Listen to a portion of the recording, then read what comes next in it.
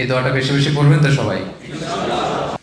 আমরা চাইতে দেরি, উনি দোয়া কবুল করতে দেরি হয় না। প্রতি রাতে কারা কারা ক্ষমা পাবে এক ফেরেশতা তাদের নাম ঘোষণা করে, ওই নামের লিস্টে যেন আমাদের নাম ঢুকাতে পারে। রাসূল সাল্লাল্লাহু আলাইহি ওয়াসাল্লাম বলেছেন যে ইন্না ফিল জান্নাতি সামানিয়াতু আবওয়াব, জান্নাতের মোট 8টা দরজা। মিনহা বাব ইউসাম্মা আর রায়্যান, সেখানে একটা স্পেশাল দরজা আছে যেটার নাম রায়্যান। আওয়াজ করে বলেন, ওই দরজাটার নাম কি? লা ইয়াদখুলুহু ইল্লা সাইমুন, রোজাদাররা ছাড়া কেউ এই রায়্যান দরজা দিয়ে ঢুকতে পারবে না। কিন্তু মজার ব্যাপার হচ্ছে মান দাখালাহু লাম ইয়াজমা আবাদা, একবার যে ব্যক্তি রায়্যান দরজা দিয়ে ঢোকার সুযোগ পাবে চিরকালের জন্য তার গলা থেকে তৃষ্ণা হারিয়ে যাবে। He will never be thirsty again, আর তৃষ্ণা আসবে না। এই যে আমরা ইফতারের আগ মুহূর্তের সামনে জুস থাকে, ড্রিঙ্কস থাকে, মিনুন থাকে, আমরা খাই না। তৃষ্ণার তো থার্স্টি, তৃষ্ণার যে কষ্ট এখানেই শেষ। আপনি যখন ওই রায়্যান দরজা দিয়ে ঢোকার সুযোগ পাবেন আপনার গলায় আর কোনোদিন আর কোনো তৃষ্ণা থাকবে না।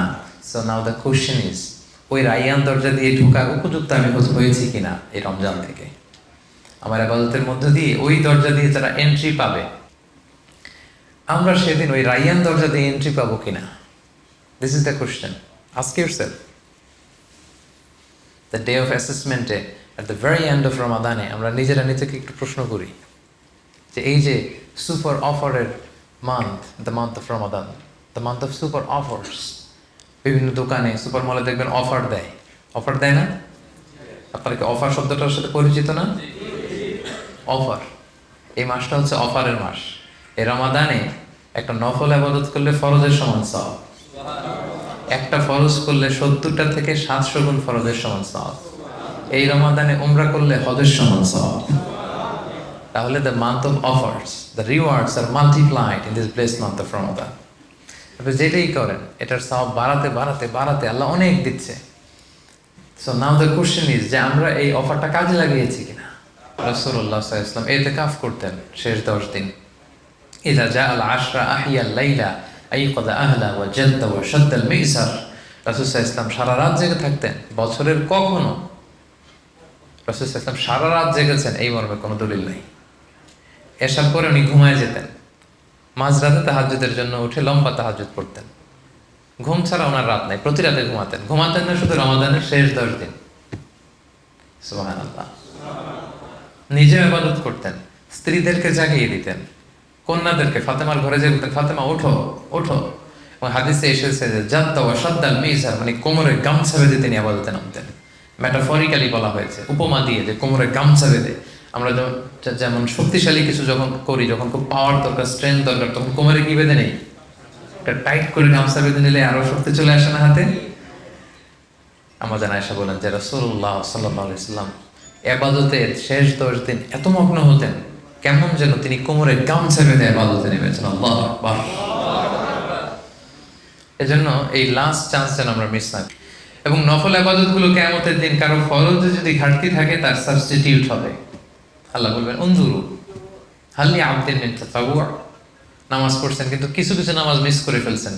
ফেরেশতারা বলবে আল্লাহ এর তো কিছু ফরজ নামাজ ঘাটতি আছে। আল্লাহ বলবে উনজুরু হাল্লি আবদিন মিন তাতাওয়ু, দেখো তো আমার বান্দার কিছু নফল আছে কিনা, কিছু নফল নামাজ পড়ছে কিনা দেখো তো। খুঁজে দেখা যাবে যে কিছু নফল ইবাদত করেছিলেন। আল্লাহ বলবে এই নফলগুলো নিয়ে আমার বান্দার ফরজের ভিতরে ঢুকায়া মেকআপ করে দাও। এজন্য আমরা যেন বেশি বেশি নফল ইবাদত করি সম্মানিত ভাইরা।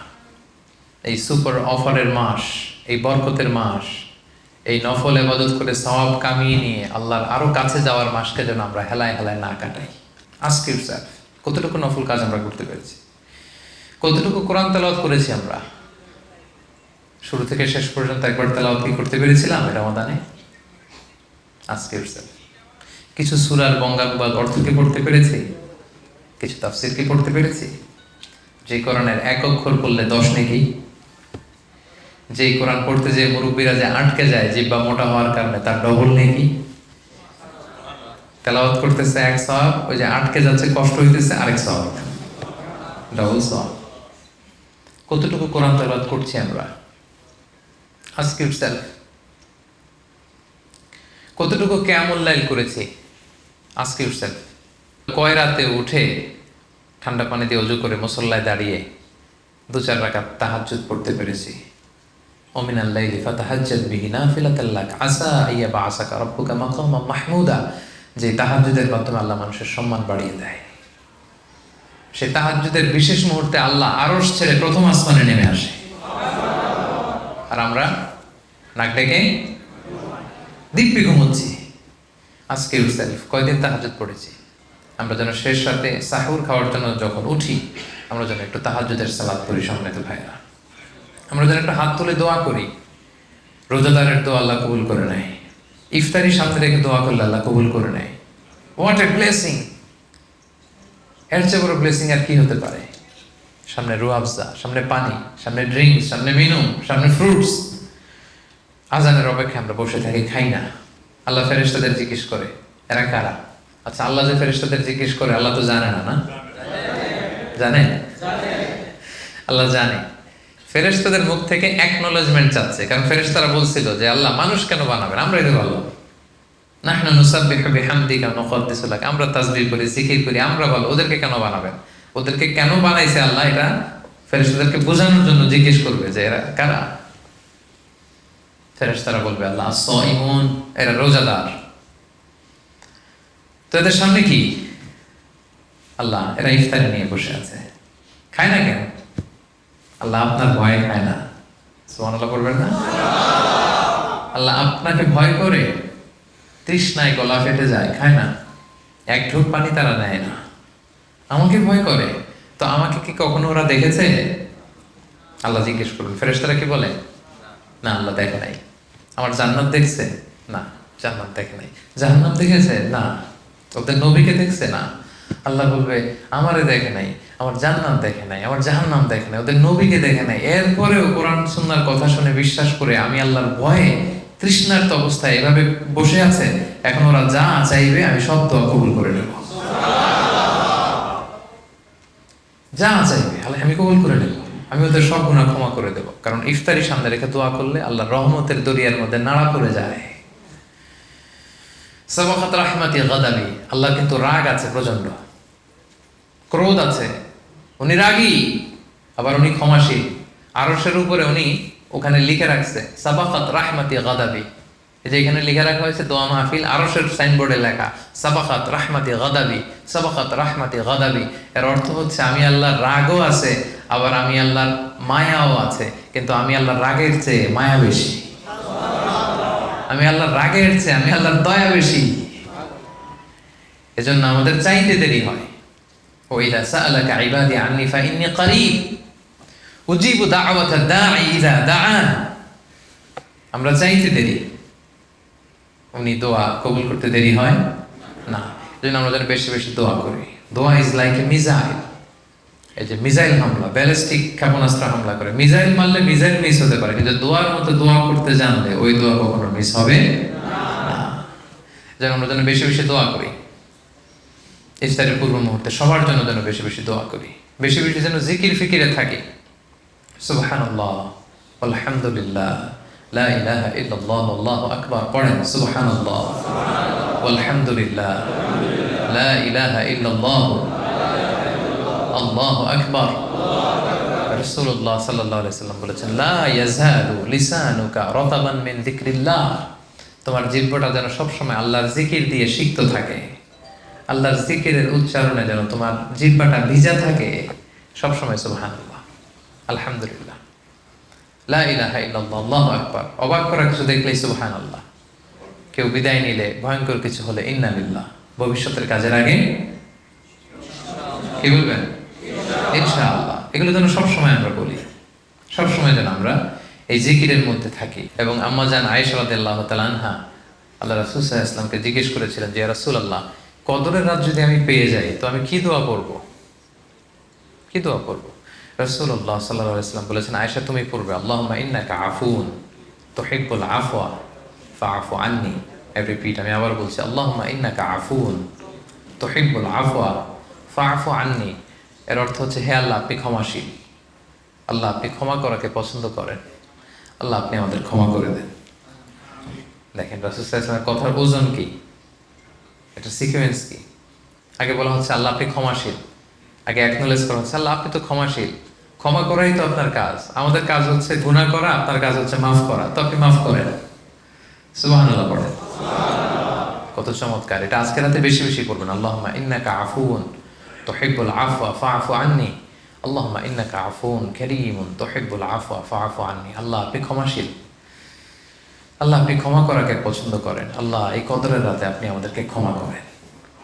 এই দোয়াটা বেশি বেশি পড়বেন তো সবাই।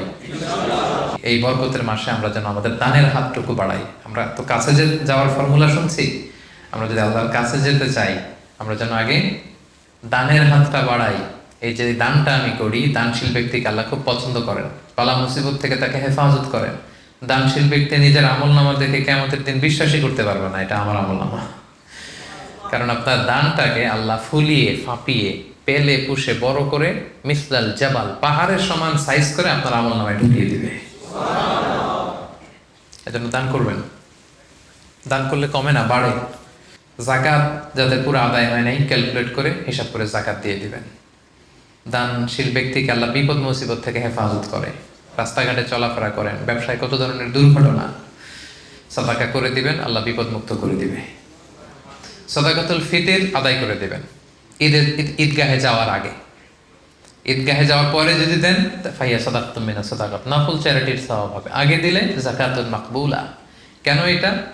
তুহরাতান লিসাইমি মিনাল লাগবি ওয়ার রাফাস। রোজা রাখতে যে ভুল হয়ে গেছে, অন্যায় হয়ে গেছে, রোজায় ত্রুটি হয়ে গেছে, এই ভুল অন্যায় ত্রুটিগুলো মুক্ত করে আপনার সব রোজা যেন আল্লাহ কবুল করতে পারে, এই জন্য আল্লাহ সাদাকাতুল ফিতরের বিধানকে আমাদের জন্য ওয়াজিব করে দিয়েছেন। এটা হচ্ছে একটা সিগনিফিক্যান্স, যে রোজার ভুল ত্রুটি আল্লাহ মাফ করেন এই সাদাকাতুল ফিতরের মাধ্যমে। 2 নম্বর হচ্ছে তু'মাতান লিল মাসাকিন।